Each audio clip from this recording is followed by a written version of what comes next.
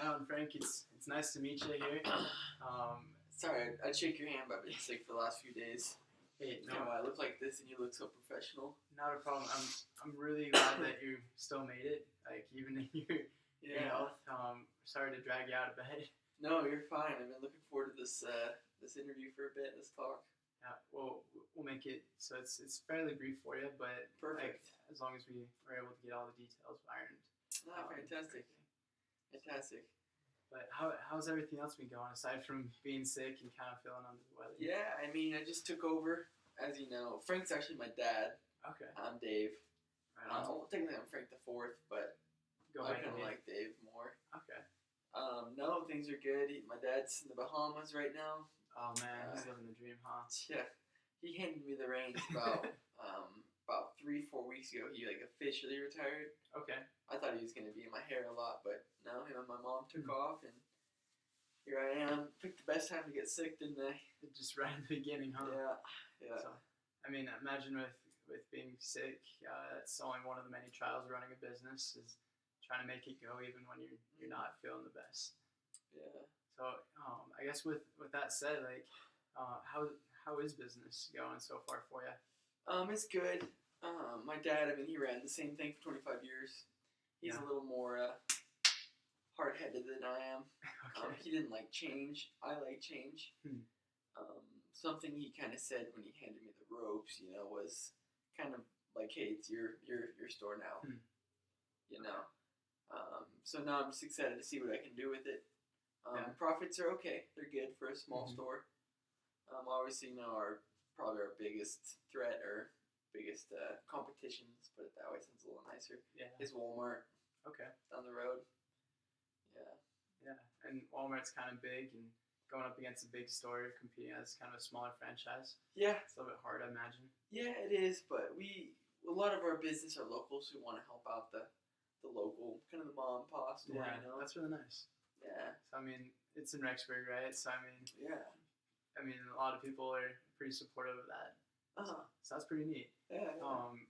So I guess you mentioned Walmart being kind of like the biggest competition. Like, what do you see like them being the biggest competition as part of your business? Of course, low prices. Yeah. We keep our prices low, but at the same time, we believe you pay for quality. So sometimes, anywhere from our dairy to everything. Sometimes even the gasoline we run out back. Yeah.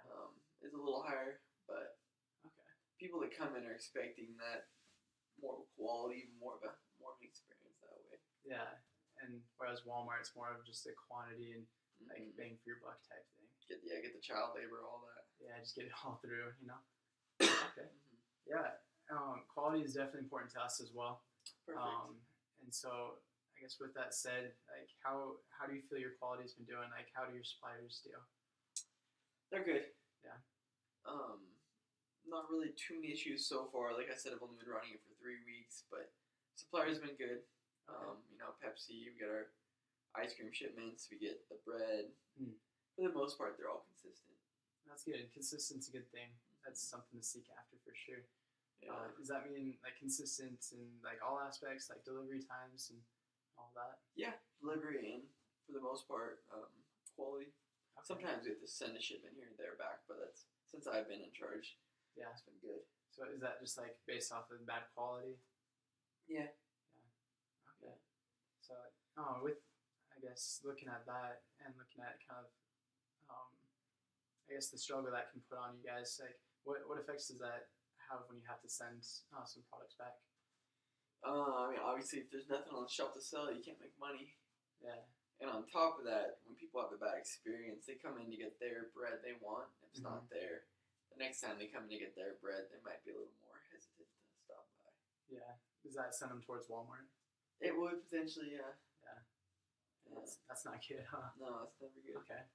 So, I guess like you contacted us looking at our ice cream in particular, from what I understand.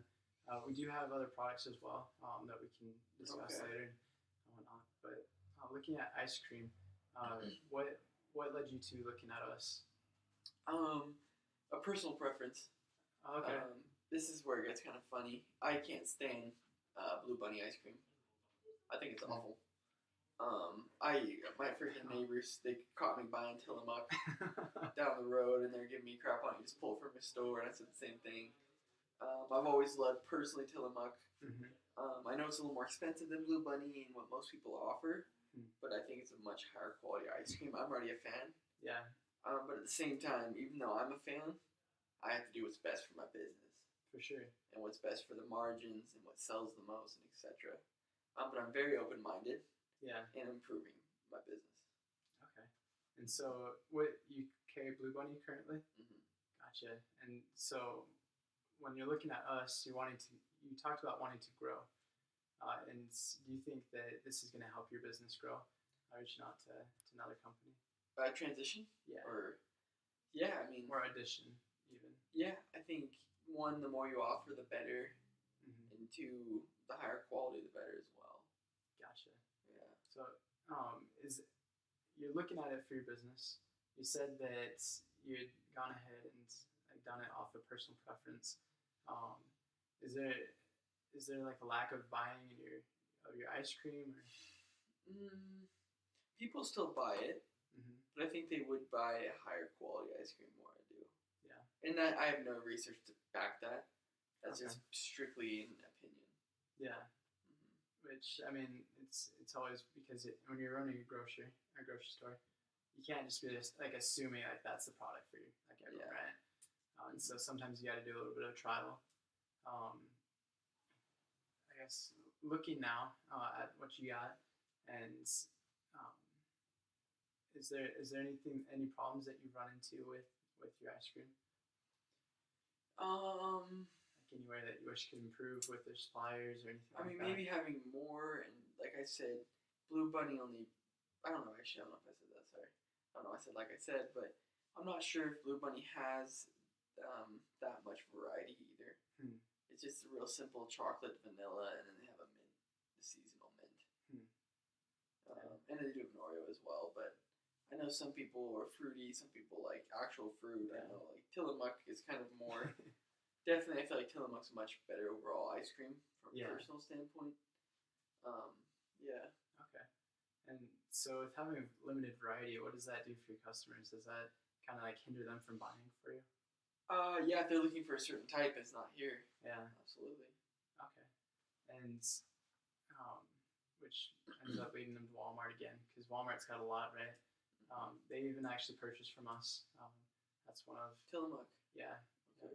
So we do supply to Walmart and a couple other groceries like not too far away, which kind of shows like that our quality is kind of there. But that's kind of one of the big things is like customers they want good stuff, right? Because if they're going to take in those calories, right, they don't want to spend their money on something that's not going to be good for them. Absolutely. And you mentioned earlier about the sending orders back. Does that happen with your ice cream and other dairy products? No, it hasn't. No. We haven't had to really send back any ice cream I can think of. Bread we have. Bread's kind of the rough one because we get it and sometimes it's already molded, etc. Okay. Yeah, but with ice cream, it's been pretty solid. And you mentioned potential some other products. What were you talking about? So we have basically a lot of dairy products. We offer anything from cheese, milks. Really? And just kind of anything that has to do with dairy. So cream cheeses even. Okay. And so we give these opportunities out there because we like to provide everyone like more products. Because like ice cream is great. That's our main product. But we like to see what our customers need. Okay. Nice. Cool. Sweet. Okay, let's go to the next one. All right. Was your name Andrew? Yeah, we're with Andrew. I'll be Grant. Why not? Cool. Sounds good. Hey Andrew, sorry to shake your hand, but been a little under the weather these last few days. Oh no. How's that with traveling?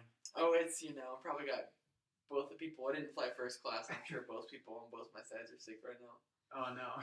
Well, I won't get too close. Yeah, but with the job comes first.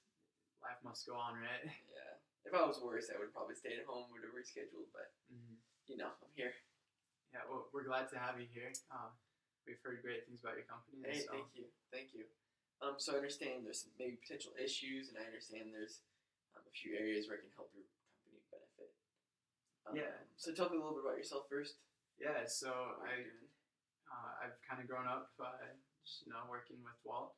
I started as kind of like an underdog, and I've worked my way up to now being a sales manager. And so it's been a great accomplishment. I feel like in my life to go ahead and to be entered in this position. And yeah, just kind of worked with the company for quite some time, and it's been really great. Fantastic. And right now, how many people do you manage? About 85. Wow. Yeah. Is that a lot like babysitting, or? We've got a lot of really great employees. I think it has to do with our screening programs, because you don't want to hire just any Joe Schmo off the street. We want quality people, and so if we're selling a quality product, we want to have that represented well. Fantastic. And so right now, I understand. Obviously, I'm here at the Enterprise. We do cars. You do DeWalt. You do tools. How do these two? How can we help you? I'm assuming you're guys with the tools got to get places, right? Or yeah, that's exactly right. So, like I said, I manage about 85 people, and we have a big fleet. Like every single one of those guys has a car. Every single one of those 85. Every single one of those guys. Okay. And are all those cars personal vehicles, or are they company vehicles? Company vehicles. Okay. Yeah. And so those 85 company vehicles, do you own all 85 of them, or are they on lease? Currently, we've been owning them. Yep. Okay. And so, we that's a lot of cars to own. Okay. And with the turnover, there's kind of a lot. So you don't want to overuse your cars. No. So. Do you know the average mile you put on a car per month, per week? I don't know the average miles. Okay. But we typically turn them over about a year and a half or so. Okay, so each car is lasting about a year and a half. Yeah. Okay. Do you try to buy them all at the same time? So they run out at the same time? Or? I think we've stagnant, kind of made it switch out a little bit differently. Okay. So it's not all at once and we're left high and dry. So it just depends. Okay. I don't mean to sound like an interrogation. I'm just trying to get a better understanding here. Yeah, no, that's good. Okay. And out of all those 85, are they all, economy cars, diesel trucks? What kind of vehicles are we looking at? They're trucks right now. Trucks. But we're looking for. Obviously, you got to carry your tools. Yeah. You can't just throw them on top of a mini PT Cruiser or Mini Cooper or whatever. Mini Cooper, yeah. Yeah, those things are pretty small. But we want something that's reliable for our employees. We don't want to put them in danger in any way. No, absolutely not. So what are some issues you've run into? Having 85 cars. Switching over every year and a half, that puts kind of a lot of strain on us, I guess. Okay. With that turnover, it's kind of we're looking more towards getting the sales rather than getting our tools sold. Okay. So are these cars? Are they with the sales guys who sell the tools, or are they going to actually do hands-on work? The sales guys. The sales guys. Because I'm over the sales fleet. Okay. I think you said that. My apologies. No, you're fine. Okay. And so they, by getting places they need to go, are they actually selling the tools, or what are they doing? So these sales reps are going to places selling these tools, whether it's to big customers like Home Depot or little small mom and pop shops. Okay. Just going around, kind of sharing what it's all about. But through that as well, has it been expensive working on all the cars? How often do you think one of them breaks down, or tires, etc.? That's a good question. Imagine that with how much they drive, something happens at least every once in a while. Okay, that can be expensive on the company too, right? Yeah. Okay. And how has having to turn over the vehicles every year and a half negatively impacted your business? Like I said, I do a lot of my time searching for cars. Okay. Looking for good deals. Yeah. That's kind of a little bit of a struggle there. And having to flip around buying a new car every year and a half, that's kind of hard too. Yeah. And that time you spend looking for new cars or doing cars, that'd be better spent on other stuff. Yeah, probably. So essentially, if you had better cars or trucks, we'll say trucks, you think you could maybe increase sales if you don't have to worry about that side of the aspect, or? Yeah, I mean, I could probably manage my people a little bit better. Okay, awesome. So just from listening to you, something I would recommend is a potential lease. So what we do a 2 to 3 year lease on the vehicles, and as well, it runs with a warranty. So if something breaks down on them, it's like a one-time $100 fee to get it in, and then from there, an expensive part that might cost you, $5,000 in one car, would end up just costing you that one-time fee of bringing the car in. As well, if we can do like a lease of up to 85 vehicles, we can probably get you the absolute lowest deal possible instead of just doing 5. Does that sound appealing or attractive? Just hearing that? That sounds pretty good. Okay. And if it could solve getting that off my plate, searching every year and a half. Yeah, I'm kind of surprised you guys haven't looked at the leasing side. Yeah, I'm kind of surprised myself. I think we always thought owning a vehicle is better than leasing. Essentially it can in some way. We can run through all that. Cool. Yeah. I probably shouldn't have gotten to that.